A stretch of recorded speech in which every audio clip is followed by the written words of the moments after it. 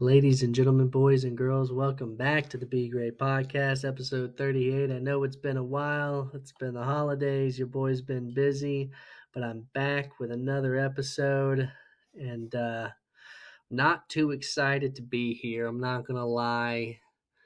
There's times in life where you just kind of have to accept the fact that you completely misanalyzed the situation. You completely misanalyzed a game, and that you wish you could take back what you said, and that's kind of what I'm feeling right now.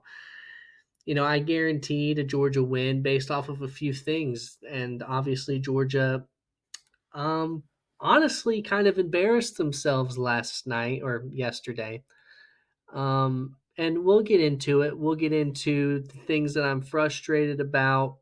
Um, We'll get into Gunnar Stockton. We'll get into everything about the game. Because as a Georgia fan, I need to let out my thoughts, my frustrations about Georgia's performance yesterday. So that's where we're going to start. And excuse me if I cough any during this episode. I've been under the weather for a little bit here, but we're going to power through this. So let's see. Where do I begin? Coming into the game, I figured what was going to happen if we lost. If Georgia had lost, I figured the reason would be because Gunnar Stockton simply was not ready for the moment, and the moment was just too big, and that a quarterback with more experience like Carson needed to play. And yet, I come out of the game, we lost, and ironically, I think Gunnar was a bright spot. Gunnar was actually a rare bright spot. I thought he threw the football exceptionally well, better than I thought he would. I thought he was extremely accurate. I loved his deep ball accuracy. And I thought he really managed the game well. The problem is, and this has been a problem with this team throughout the year, because see, Gunnar Stockton is kind of where the bright spots end. The problem is you have a team whose only consistent factor this entire season has been their ability to beat themselves and to make mental errors, mental mistakes when it matters most, when they cannot happen. And they've been able to overcome it for a large part this season, but they couldn't overcome it yesterday against a good defense, a good Notre Dame team. And let's get into what those mistakes were where they beat themselves. Two in particular. You have Georgia driving down the field. We're running the ball really well. It was beautiful play calling. Bobo's best play calling all day was that possession. And you get on Notre Dame's side of the field, deep in their territory, and you fumble the ball. Trevor Etienne fumbles the ball, and I can't fully blame him because the guy came completely unblocked and smoked him. That's something that cannot happen in a playoff game. Number two, and this one was really a killer. 39 seconds left in the half. Georgia has the ball on offense. They want to show that they have some confidence in Gunnar, and I don't hate that decision. Of course, everyone wants to act like they're so smart in hindsight, being like, man, why did they just, take the 6-3 and go into halftime? Yeah, you sound smart in hindsight, but I didn't mind it in the moment. And Monroe Freeling, our left tackle, who was annihilated all game long, that was one of the biggest issues, comes off the edge. Notre Dame has a guy come off the edge, absolutely annihilate Monroe Freeling, and smoke Gunnar for a strip sack, which they eventually scored the very next play. So instead of 6-3 going into half, you have 13-3. Notre Dame scored 17 points in 25 seconds. 17 points in 25 seconds because they returned the second half opening kick for a touchdown as well, which is another thing Georgia hasn't let a kick return for a touchdown all season. Georgia's special teams is something that has always been great, and it let them down as well.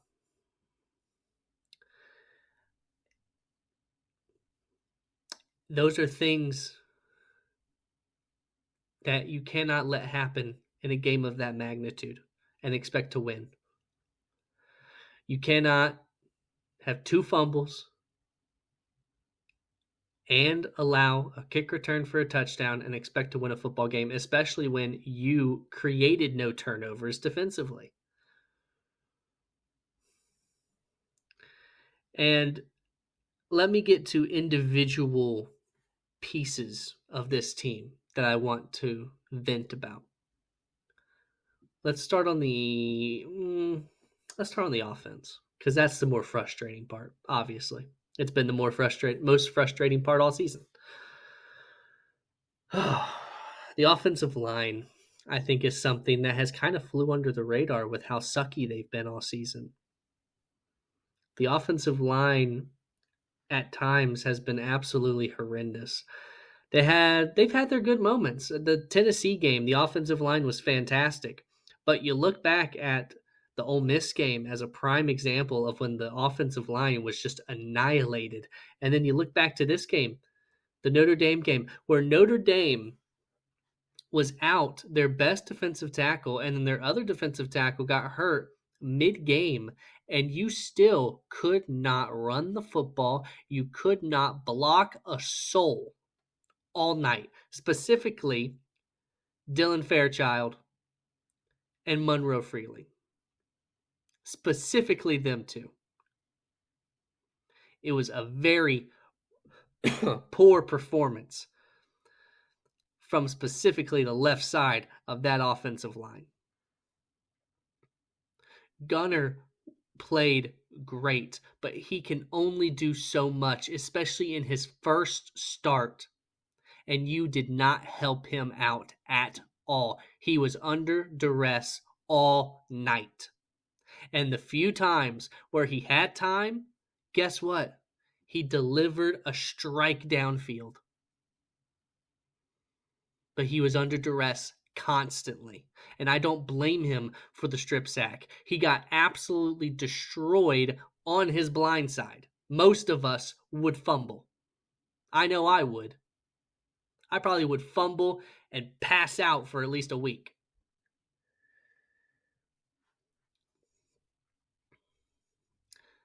The wide receivers. Oh boy. More specifically, I thought if there was a wide receiver I was going to have to rant about, it would be Arian Smith. I've ranted about him 1,000 times this season, and yet Arian Smith played fine. Dominic Lovett played fine. I wish we would have seen more of Nitro Tuggle. But Dylan Bell. Honestly, if I see Dylan Bell in a Georgia uniform next year, I actually might leave the country. Legitimately. I can't. I can't with this guy.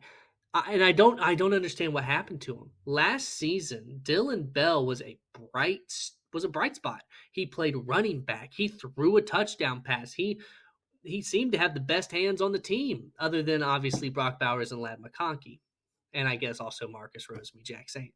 But this year, when we asked him to step up to the plate, he has failed, epically failed. And last night was a prime example of why we need a full set of new receivers on that field next season. I don't want to see a single one of these guys. I don't want to see Arian Smith, I think, has to leave. Dominic Lovett, I think, has to leave. I better not see Dylan Bell. I better not. Those three, bye. You got to go. We're bringing in a 5-star in Taylor Taylor. He better be out in that field. If he is not better, if you're telling me that he is not better than Dylan Bell, then why is he a 5-star? How is he a 5-star if he's not better than that bum Dylan Bell? I don't know if I've ever seen a worse drop than that absolute beautiful dime by Gunnar.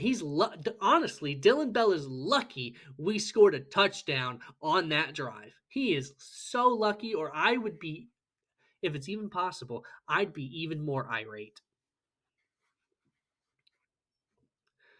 But he had another pass that was also dropped in his hands. And he had the audacity, by the way, if we remember, there was a play, he was running a slant, and Gunnar Stockton put it a little bit behind him, and Dylan Bell gestured to Gunnar, like, hey, you need to put it here. Well, guess what, Dylan? Even if he put it there, you probably wouldn't catch it.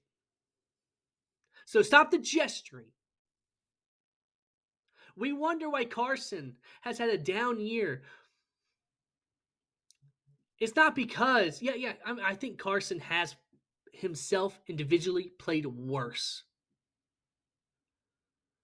But it does not help the fact that he cannot trust this wide receiver room to catch a wide open pass in your hands.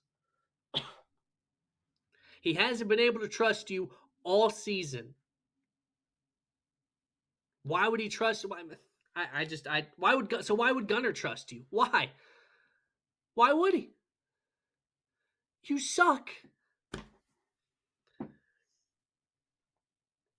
I need to see new receivers next season. This is unacceptable. Unacceptable.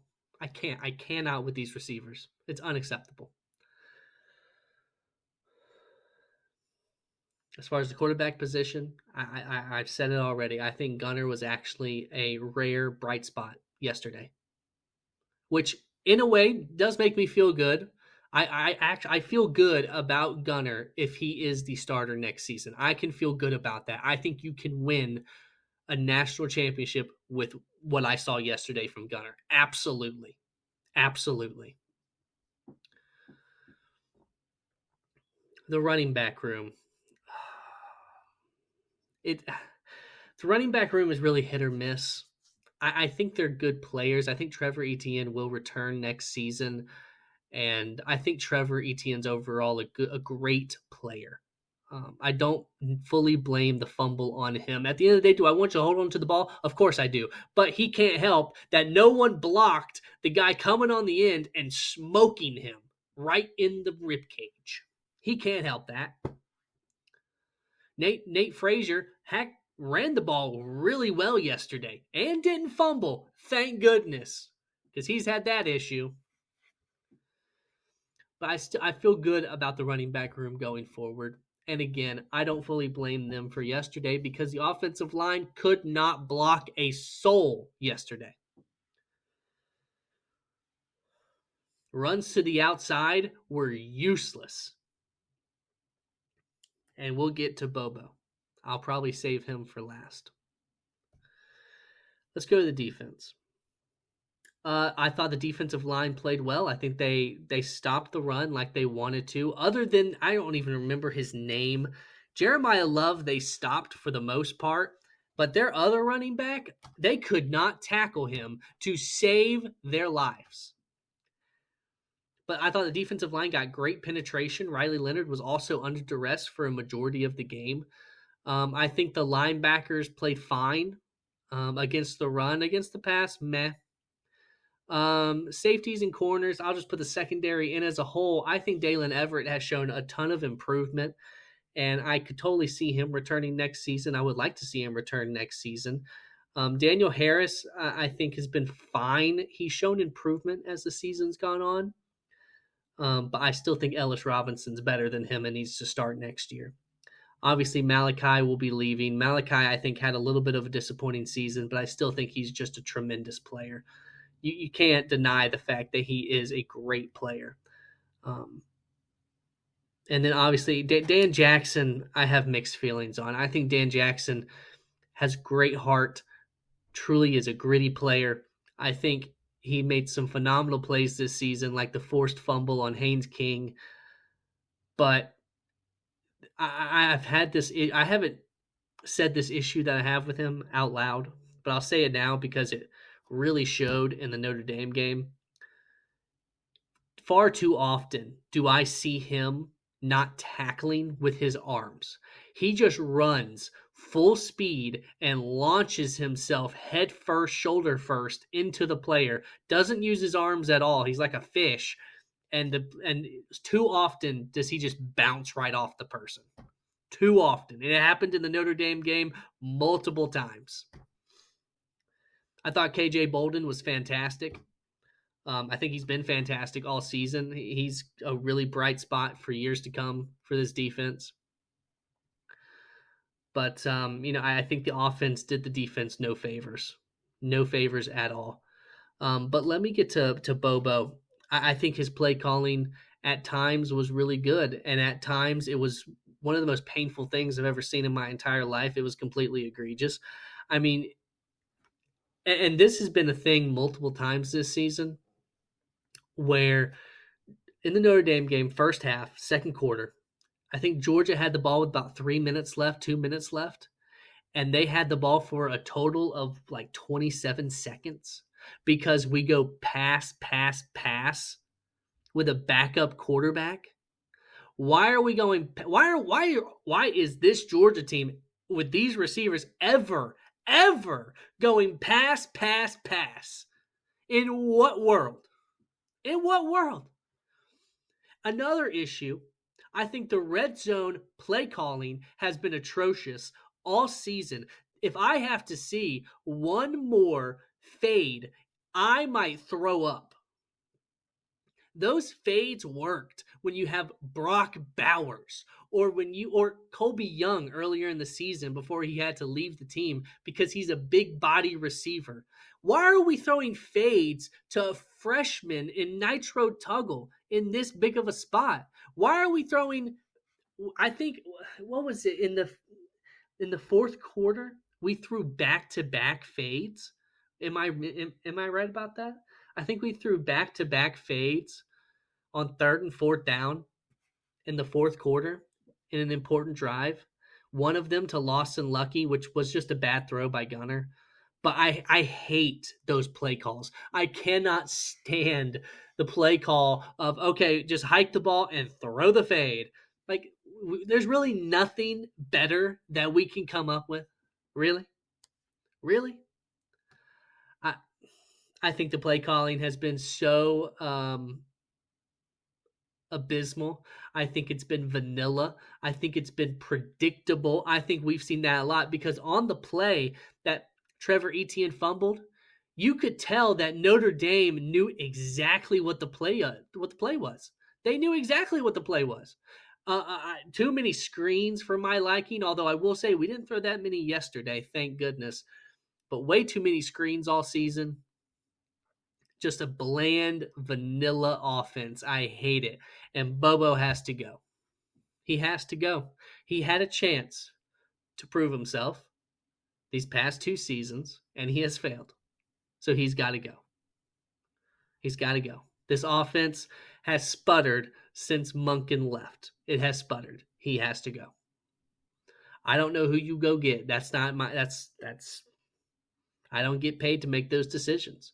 But I know for a fact there's got to be someone better than Bobo. I know for a fact.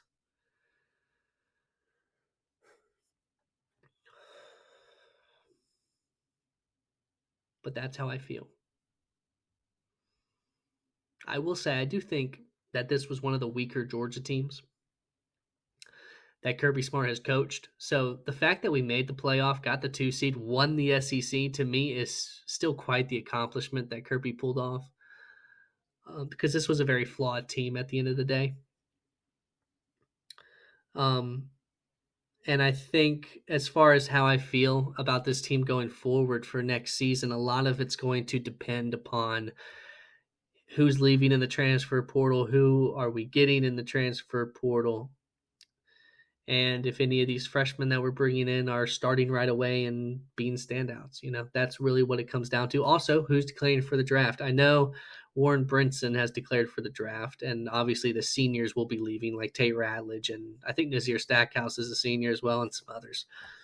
But there are some big ones, Michael Williams, we'll see if he declares, Jalen Walker, Malachi Starks. I figure Michael, Jalen Walker, Malachi Starks, all three of those guys will probably declare. It's really going to come down to the other guys. Does Trevor Etienne declare? Does Dalen Everett declare? Guys like that. But we'll see. Obviously, we know Carson Beck declared, which I think is good for the University of Georgia. I think we need to move on from Carson. That's how I feel. I think his time is over at Georgia, whether he declared or not. That's how I feel. Especially seeing with the way Gunner played, I think they can feel confident about Gunner going forward. I think they'll still try and bring in a transfer portal QB because it's always good to have competition and to make sure that you have the best guy out there. But I think I feel confident with Gunner being the guy going into next season. But yeah, I guess I can get into the other quarterfinal games. Penn State, Boise State. Penn State hasn't impressed me all season, and they still are not impressing me. I think them and Notre Dame are pretty similar teams, actually. Really good defense. Offense is all right. And they both lean heavily on the run game. I think Notre Dame is better than Penn State. I do worry that Notre Dame might be a little too beat up to beat Penn State, but I think Notre Dame is the better team. But I'll make those picks next week. But the Penn State Boise State game, Boise State tried to hold in there. Ashton Jeanty did not have himself a good day. The moment looked too big for him, and he just wasn't really able to do anything, and that's unfortunate because I think he's a really good player. Oregon, Ohio State. It's funny. I was watching the game, and I honestly, I thought Oregon would win. But is it crazy if I say I wasn't that shocked that they got blown out? The defense has been suspect all season. When your defense is suspect when you let Penn State score almost 40 points on you. Made Drew Aller look like an actual star because he sucks, by the way. He's a Tyler Warren merchant. Tyler Warren bails him out so many times, it's insane. But, that's what's going to happen when you come unprepared against an Ohio State team that is prepared. If Ohio State plays to their potential, they're going to win the national championship, point blank. Okay? They have a freak at wide receiver in Jeremiah Smith who is actually literally probably unguardable. Will Howard has played fine enough. He's been what they need him to be, and that's a game manager. They don't need him to be anything special. Just be fine, and you will do great. They've ran the ball well. I do think that Texas poses an interesting matchup with them, simply for the fact that Texas does have what I would say a top 3 defense in college football. That Texas defense is really good. So I'm really interested to see how they do against Ohio State's offense, against Jeremiah Smith, against Emeka Egbuka, against those 2 running backs. I'm really interested to see that. I do not think Ohio State will blow out Texas. Do I think they could? Yes. I don't think they will because Texas has that really good defense. I could see the game being closer, a lot closer. Which brings me obviously to Texas Arizona. Oh, by the way, I feel bad today as a Georgia fan, but man, the Oregon fans have to be sick to their stomach. To get absolutely annihilated and embarrassed like that, where the game is over by the end of the first quarter, when you were the 1 seed, you had a bye. There were Oregon fans saying that this Oregon team was as good as 2019 LSU, by the way. And that's how you go out and perform after a month off? Not good. That is a major Dan Lanning lowlight. Where this team has come out, that team looked unprepared, completely lost on both sides of the ball. And that's just not good enough. It's just not good enough. Dan Lane's got to coach better in those big moments. He's got to. Um, and that brings me to the honestly maybe game of the year in Texas Arizona State. I was just locked into that game. My wife was locked into the game. We were rooting Scattaboo on. At the end of the day, like I really wanted Arizona State to win in the moment, but I am happy that Texas won because I think Ohio State would just do to Arizona State what they did to Oregon, which is absolutely annihilate them and blow them out by 40. I mean, just gonna be blatantly honest. Okay, and I loved what Scattaboo did. He deserved MVP of the game, so I'm happy they gave it to him, even though he was on the losing team. I mean, he literally passed for he threw a touchdown. He ran for multiple touchdowns. He caught a long pass. I mean, the guy is apparently Derrick Henry, Peyton Manning, and Randy Moss all mixed into one. This guy. I mean, he's just such an incredible player. I hope my Pittsburgh Steelers draft him because he's such a Steelers like player. Just gritty, hard nose, you know. And I did feel bad for Arizona State. They played their heart out, but you got to feel good if you're an Arizona State fan because you proved that you belonged. And that's what's important. You know, you didn't go out looking like what SMU did or Indiana or heck, Oregon and Georgia or Boise State. You know, you showed that you belonged. And I think that Kenny Dillingham has a bright future at Arizona State. And if you're an Arizona State fan, you have to feel very good about your future, the future of your football team. Because Kenny Dillingham has this program going in the right direction, and I could totally see them back in the playoff next year and maybe win a game next year. But yeah, that's how I feel about how the playoffs gone thus far. I think I'm going to end the episode right here. That's all I really wanted to go over. Is just rant about Georgia and then go over the other games. Um, I'll have another episode out on Monday. We should be returning to our regularly scheduled programming, or I won't have an episode out on Monday. I'll have an episode out on Tuesday and Friday of next week. So I hope everyone has a great day. I hope everyone enjoys NFL football this weekend. And yeah, have a great day.